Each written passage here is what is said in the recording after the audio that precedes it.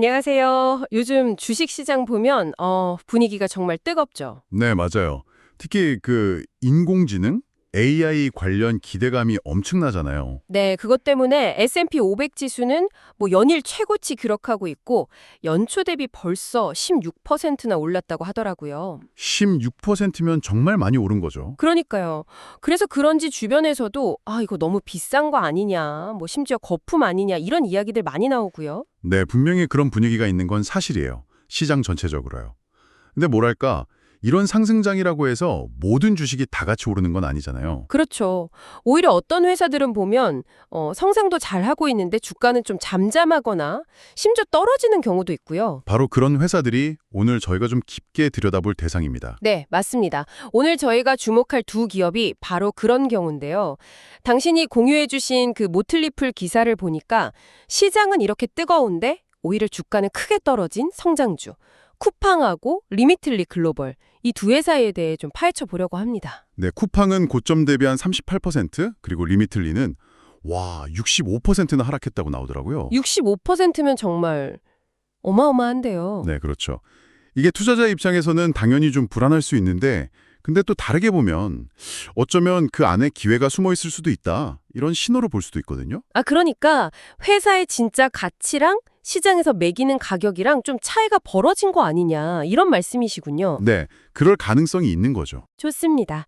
그래서 오늘 저희 목표는 이 두 회사가 도대체 어떤 사업을 하고 있고 또 얼마나 잘 크고 있는지 그리고 앞으로 가능성은 어떤지 그리고 제일 중요한 건 왜 이 기사에서는 지금이 이 주식들을 좀 눈여겨볼 만한 좋은 시점일 수 있다 이렇게 분석하는지 그 속내를 당신과 함께 좀 자세히 들여다보는 겁니다. 좋습니다. 그럼 어디부터 시작해 볼까요? 그럼 리미틀리 이야기부터 한번 시작해보죠. 리미틀리가 해결하려는 문제가 사실 우리도 예전에 좀 겪었던 거잖아요. 그 해외로 돈 보내는 거요. 아, 맞아요. 예전엔 정말 복잡했죠. 네, 수수료도 엄청 비싸고 시간도 막 며칠씩 걸리고 또 절차도 번거롭고 그랬잖아요. 특히 뭐 은행 계좌 없는 분한테 보내려면 더 힘들었고요. 그렇죠. 특히 그 개발도상국 쪽으로 돈 보낼 때는 보내는 돈의 상당 부분을 그냥 수수료로 내야 했고, 이게 또 언제 도착할지 알 수도 없으니까 답답하고, 송금 자체가 거의 장벽이었죠. 그런데 이렇게 명확한 문제를 해결하면서 또 되게 빠르게 성장하는 회사인데 주가는 왜 고점에서 65%나 떨어진 걸까요? 이게 참 궁금한 지점인데요. 네, 흥미로운 포인트죠. 그 이유를 좀 살펴보기 전에 리미틀리가 정확히 어떤 식으로 이 문제를 풀고 있는지 그 사업 모델부터 좀 더 자세히 짚어주시죠. 리미틀리는 기본적으로 스마트폰 앱이에요. 이걸 통해서 사용자들이 해외에 있는 가족이나 친구 은행 계좌로 비교적 싸고 빠르게 돈을 보낼 수 있게 해주는 서비스죠. 앱 기반이군요. 네. 특히 이제 외국 나가서 일하면서 고향에 돈 보내시는 분들 있잖아요. 이민 가셨거나 외국인 노동자분들. 이런 분들한테는 거의 필수 서비스처럼 자리를 잡아가고 있어요. 사용하기 편하고 수수료가 싸니까요. 그쵸. 그게 핵심입니다. 그래서 웨스턴 유니언 같은 그 전통적인 강자들 있잖아요. 오래된 회사들.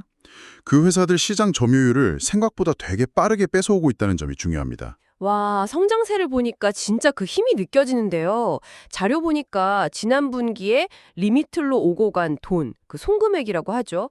이게 작년 같은 기간보다 무려 40% 늘어서 18억 5천만 달러래요. 18억 5천 달러.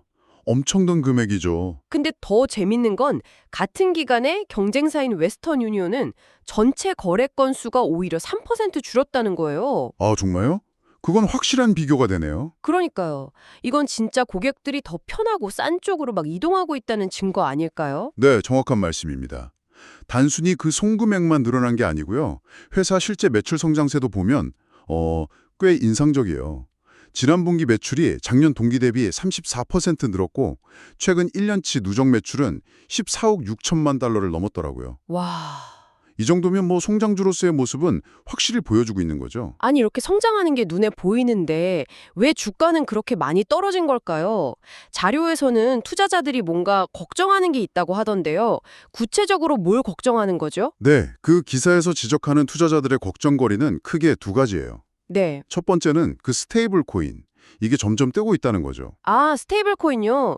비트코인 같은 거 말고요. 네, 그렇죠. 비트코인은 가격 변동이 너무 크니까 송금에 쓰기엔 좀 그런데 스테이블 코인은 달러 같은 법정 화폐의 가치가 딱 고정돼 있잖아요. 그래서 이게 더 발전하면 사람들이 리미틀리 같은 거 안 쓰고도 더 싸고 빠르게 해외 송금을 할 수 있게 될 거다. 그럼 리미틀리 사업은 위험해지는 거 아니냐? 뭐 이런 시각이죠. 아, 기술이 발전해서 기존 사업이 위협받을 수 있다. 일리가 있네요. 두 번째 걱정은 뭐예요? 두 번째는 약간 정책적인 건데요. 특히 이제 미국 같은 경우를 예를 들면 이민 단속을 강화한다거나 뭐 추방을 늘린다거나 이런 정책 변화가 리미틀리의 주요 고객들, 그러니까 이민자분들의 규모나 또 송금할 수 있는 능력에 좀 안 좋은 영향을 줄 수 있다는 걱정이에요. 송금할 사람 자체가 줄거나 보낼 돈이 줄면 당연히 리미틀리 실적에도 좀 타격이 있겠네요. 그렇죠. 그런 우려가 있는 거죠. 듣고 보니까 다 그럴듯한 걱정들이에요. 근데 그 기사에서는 이런 걱정들이 좀 과장됐거나 실제 영향은 크지 않을 수 있다고 반박하고 있죠. 네, 바로 그게 이 분석의 재미있는 부분 중 하나입니다. 자료에서는 이런 걱정거리들이 있긴 하지만 리미틀리가 실제로 보여주는 성과나 앞으로의 가능성을 가릴 정도는 아니다. 이렇게 보고 있어요. 어떤 근거로요? 우선 미국에서 추방이 늘어난다 이런 이슈가 있음에도 불구하고 리미틀리는 여전히 분기마다 30에서 40%대 이렇게 높은 성장률을 계속 기록하고 있다는 점을 강조해요. 아, 현실은 계속 성장 중이다. 네. 그리고 또 리미틀리가 미국에서만 장사하는 게 아니잖아요. 전 세계 여러 나라에서 서비스를 하니까 어느 한 나라의 정책 변화가 회사 전체에 미치는 영향은 생각보다 제한적일 수 있다는 거죠. 그렇군요. 그 스테이블 코인 위협에 대한 반론은 더 흥미롭던데요. 오히려 기회가 될 수도 있다고요. 맞아요. 그 부분이 저도 인상 깊었는데 자료에서는 스테이블 코인이 국경 간에 돈을 옮기는 새로운 어떤 수단이나 길은 될 수 있지만 결국 맨 마지막에 사용자가 그 돈을 쓰려면 대부분 그 나라 돈으로 바꿔야 하잖아요. 아, 그쵸. 현지 화폐로 써야 하니까. 네, 바로 그 마지막 단계. 영어로는 레스트 마일이라고 하는데 여기서의 환전이라든지 지급 네트워크 이게 바로 리미틀리가 잘하는 거고 이 역할은 스테이블 코인이 나와도 여전히 중요할 거라는 거예요. 아, 그렇네요. 심지어는 리미틀리가 스테이블 코인 기술을 이용해서 송금 과정을 더 효율적으로 만들거나 아니면 관련 회사들이랑 파트너십을 맺어서 뭔가 새로운 기회를 만들 수도 있다. 이렇게까지 보더라고요. 그러니까 단순히 위협으로만 볼 게 아니라 이걸 어떻게 활용하느냐에 따라서 오히려 긍정적일 수도 있다. 그렇죠. 중립적이거나 긍정적일 수도 있다는 분석이죠. 이야, 관점을 확 바꾸네요. 그러면 이런 고려들을 다 고려하더라도 리미틀리가 앞으로 더 성장할 가능성은 여전히 높다. 이렇게 보는 건가요? 네, 기사의 분석은 그렇습니다. 전 세계 송금 시장 규모를 생각하면 리미틀리가 아직 차지하는 비중은 작거든요. 그러니까 앞으로 먹을 파이가 많이 남아있다는 걸 되게 긍정적으로 봐요. 얼마나 클 걸로 예측하는데요? 지금 성장세를 유지하면 앞으로 한 5년 안에 매출을 지금의 2배, 그러니까 약 30억 달러까지 늘릴 수 있을 걸로 예측하더라고요. 30억 달러? 네. 그리고 더 나아가서 리미틀리가 매출 총이익률이 꽤 높아요. 이게 뭐냐면 물건 팔아서 번 돈에서 그 물건 만드는 데 직접 들어간 비용 떼고 남는 이익 비율인데 이게 높다는 건 기본적인 사업 구조가 튼튼하다는 뜻이거든요. 아, 기초 체력이 좋다. 그렇죠. 이걸 고려하면 장기적으로는 순이익률, 그러니까 매출에서 모든 비용 다 빼고 진짜 남는 이익 비율이 한 20% 정도까지도 가능하지 않겠냐 이렇게 보고 있어요. 와, 연매출 30억 달러에 순이익률 20%면 연간 6억 달러 순이익을 기대할 수 있다는 거네요. 네, 그런 계산이 나오죠. 그런데 지금 리미틀리 시가총액은 35억 5천만 달러 수준이라고요? 맞습니다. 그래서 이제 기사에서는 현재 주가 수준이 앞으로의 성장 가능성이나 예상되는 수익성을 생각했을 때 장기 투자 관점에서는 상당히 매력적이다. 심지어 헐값, 덜 칩에 가깝다. 이렇게까지 평가를 하고 있는 거죠. 물론 이건 그 기사의 분석이고 실제 투자는 당신이 판단하셔야겠지만요. 그렇군요. 리미틀리 사례를 보니까 결국 시장에서 단기적으로 걱정하는 것들이나 어떤 특정 분야에 대한 좀 안 좋은 분위기가 때로는 그 회사가 꾸준히 성장하고 있는 거나 기본적인 사업 가치를 제대로 반영 못할 수도 있겠다. 이런 생각이 드네요. 네, 맞아요. 그런 괴리가 생길 수 있죠. 이런 차이를 어떻게 보고 활용할지는 결국 투자자한테 달린 숙제겠고요. 자, 그럼 이제 두 번째 기업으로 넘어가 볼까요? 쿠팡입니다. 네, 쿠팡. 리미틀리가 그 해외 송금이라는 특정 분야에 딱 집중했다면 쿠팡은 뭐 당신도 너무 잘 아시겠지만 훨씬 더 넓은 영역, 그러니까 전자상거래 시장 자체를 그냥 막 뒤흔들고 있는 회사잖아요. 그렇죠. 자료에서는 쿠팡을 숨겨진 다음 아마존이라고까지 표현했던데요. 마치 눈앞에 있는데 못 보고 있는 다음 아마존이다. 이런 뉘앙 쓰던데요. 네, 그런 표현이 있었죠. 2021년에 미국 증시에 아주 화려하게 상장했는데 그 이후로 주가는 고점 대비 38% 정도 하락한 상태예요. 근데 사업 내용을 보면 왜 그런 별명이 붙었는지 좀 이해가 가요. 쿠팡이 한국 시장에서 아마존 모델을 그냥 따라한 게 아니라 한국이라는 좀 특수한 환경에 맞춰서 그걸 더 발전시키고 깊게 파고들어서 플랫폼을 만들었다. 이런 평가를 받거든요. 아마존이랑 비슷하긴 한데 뭔가 더 있다 이런 말씀이시죠? 어떤 점이 다른가요? 쿠팡 사업 모델을 좀 더 구체적으로 설명해 주시면 좋겠어요. 기본적인 뼈대는 아마존이랑 상당히 비슷해요. 뭐 월회비 내면 여러 혜택 주는 와우 멤버십, 이건 아마존 프라임이랑 비슷하고요. 네, 그렇죠. 또 전국 곳곳에 자체적으로 만든 완전 자동화된 물류센터랑 자체 배송 인력, 그 쿠팡 친구라고 하죠.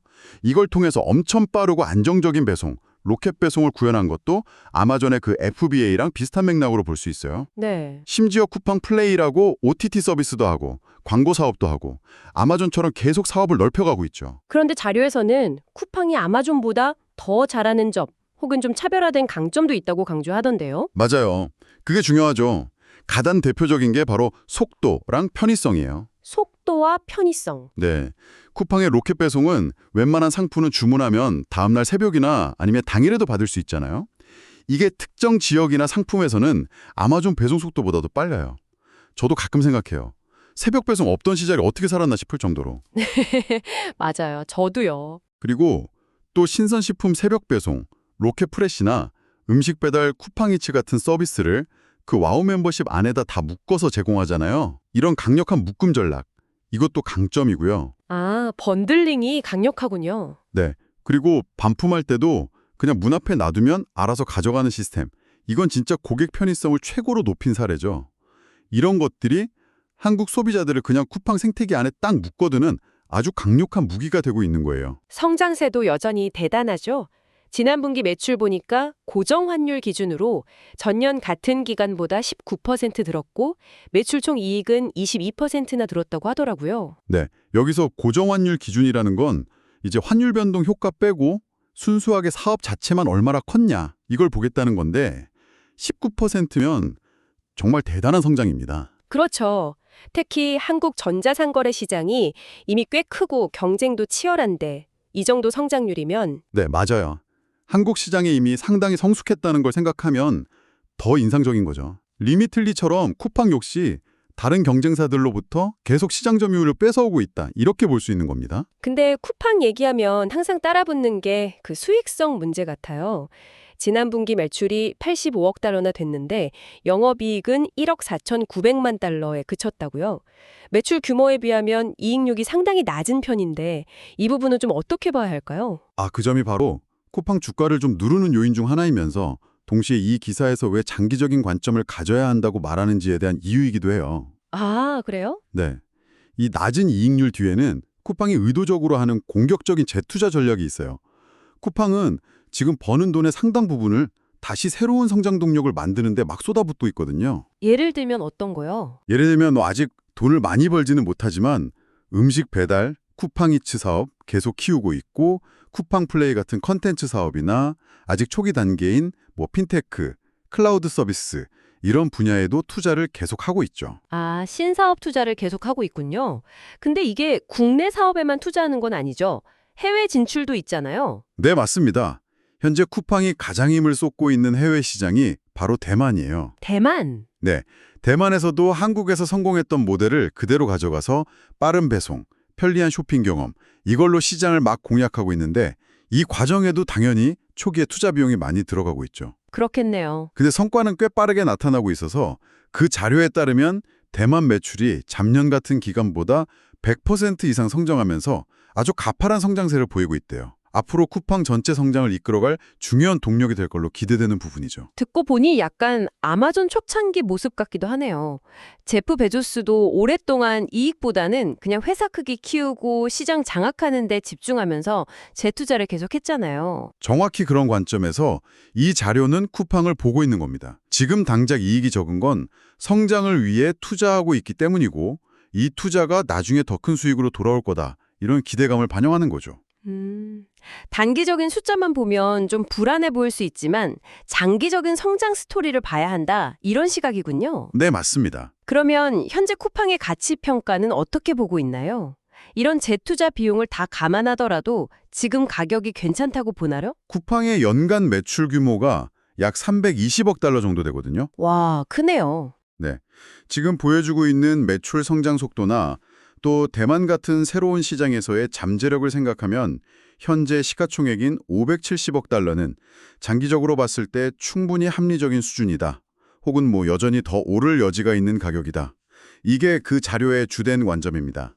잠재력 이야기가 나와서 말인데 단순히 한국 시장 1등을 넘어서 아시아 시장 전체를 노릴 수 있다는 평가도 있던데요. 네, 자료에서는 쿠팡이 중국 빼고 동아시아 시장의 아마존이 될 가능성이 있다. 이렇게까지 평가를 해요. 와, 한국에서 성공했던 방식, 그러니까 압도적인 물류망이랑 고객 경험, 이걸로 시장을 장악하는 전략이 문화적으로 좀 비슷한 대만이나 다른 동아시아 국가에서도 통할 수 있다면 쿠팡의 성장 스토리는 이제 막 시작된 걸 수도 있다. 이런 분석인 거죠. 당신에게 이 쿠팡의 이야기가 시사하는 바는 뭘까요? 어쩌면 좀 장기적인 그림을 그리고 공격적으로 투자하면서 시장을 만들어가는 회사 같은 경우는 단기적인 재무지표나 주가 흐름만 봐서는 그 가치를 전부 다 평가하기 어려울 수도 있겠다. 이런 점일 겁니다. 마치 아마존 초기 투자자들이 그랬던 것처럼요. 그렇죠. 시야를 좀 더 길게 가져갈 필요가 있는 거죠. 자, 오늘 저희는 당신이 공유해주신 자료를 바탕으로 리미틀리하고 쿠팡, 이 두 성장 기업에 대해서 좀 깊이 이야기를 나눠봤습니다. 한번 정리를 좀 해볼까요? 네. 두 회사 모두 각자 자기 분야에서 확실한 강점, 리미틀리는 쉽고 싼 해외 송금, 쿠팡은 압도적인 배송이랑 쇼핑 경험, 이런 걸 바탕으로 아주 빠르게 크면서 시장 점유율을 넓혀가고 있다. 이게 자료의 핵심적인 분석이었죠. 네, 맞습니다. 강력한 성장세를 보여주고 있죠. 하지만 동시에 리미틀리는 그 스테이블 코인 부상이라든지 이민정책 병화 가능성 같은 외부적인 걱정거리가 있고 또 쿠팡은 장기 성장을 위해서 워낙 공격적으로 재투자를 하다 보니 단기적인 수익성이 좀 낮다는 약점이 있고요. 그렇죠. 그리고 바로 이런 점들이 두 회사 주가를 최근에 크게 끌어내린 배경이 된 거고요. 네. 바로 그 지점에서 이 자료는 중요한 질문을 던지는 것 같아요. 이런 단기적인 걱정이나 약점들이 이 회사들이 원래 가지고 있는 근본적인 경쟁력이나 장기적인 성장 가능성마저 너무 가리고 있는 건 아닐까? 그리고 만약 그렇다면 지금 이렇게 낮아진 주가는 오히려 매력적인 진입 기회가 될 수도 있지 않을까 하는 거죠. 네, 결국 단기적인 시장의 여러 소음들 너머에 있는 기업의 진짜 가치를 어떻게 볼 것인가 이 문제인 것 같습니다. 이것은 당신에게도 한번 생각해 볼 중요한 질문을 던져줍니다. 시장에서 막 떠도는 이야기나 단기적인 주가 흐름만 따라가기보다는 한 걸음 딱 물러서서 그 회사의 기본 체력, 펀더멘탈이라고 하죠. 그리고 경쟁 환경, 또 장기적인 성장 가능성 이런 것들을 스스로 분석하고 판단하는 게 왜 중요한지를 보여주는 사례라고 할 수 있어요. 현재 시장의 심리랑 기업의 잠재력 사이에서 당신은 어디에 더 무게를 둘 것인가 하는 질문이네요. 그렇죠. 오늘 저희가 함께 살펴본 내용들이 당신이 리미틀리와 쿠팡이라는 두 기업을 이해하고 더 나아가서 이런 성장조를 바라보는 시각을 좀 넓히는데 조금이나마 도움이 되었기를 바랍니다.